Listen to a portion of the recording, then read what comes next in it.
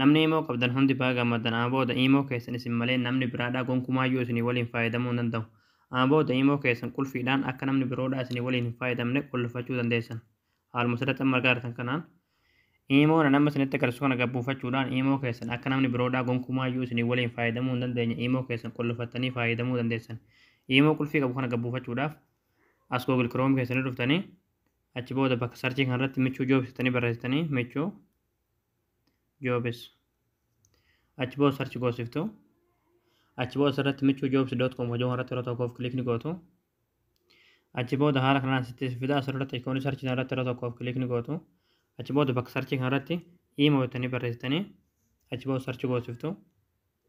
achi booda haala kanaan suuraa kana isinii fidaa suuraa kanarratti yeroo tokkoof kilikni gootu achi booda imicha gabbuufachuudhaaf asirra suuta gadanii deemtu suutumaan gad deemtu gadumaati gaduma deemtu ammalleedha. Kinoo asirratti aappii as tuqaa buufadhaa kajuu jalatti daawulood kajuun jira jechuudha qalama diimaadhaan kan barraa'e daawuloodii kanarratti kilik gootanii imicha gabbuufattanii hayyee imichi yeroo gabbuufattan akkuma imoo kaayidhaan ni banatan jechuudha yeroo banattanii kaasan jechuudha qulfiidhaan akka namni biroodhaa isin waliin fayyadamuu hin dandeenye qulfachuudhaaf as piroofaayilii kan isin dhootanii achi booda seetingis kajuu kanarratti yeroo tokkoof kilikni gootu achi booda akkaawuntiin sekuriti kajuu kanarratti yeroo tokkoof kilikni gootu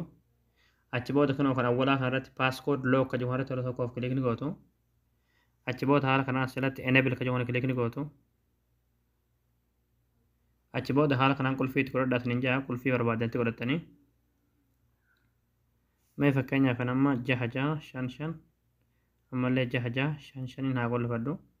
achi booda danii kilik gootu haala kanaan egaa qulfattanii kaatanii amma booda imoo keessan namni biroodhaa gonkumaayyuu isinii waliin fayyadamuu hin danda'u. Egaa daawwattoonni kiyyaa viidiyoo kan akka namni baay'een argaa irraa fayyadamu laayik sheer waliif godhaadhaa waan hordoftaniif galatooma.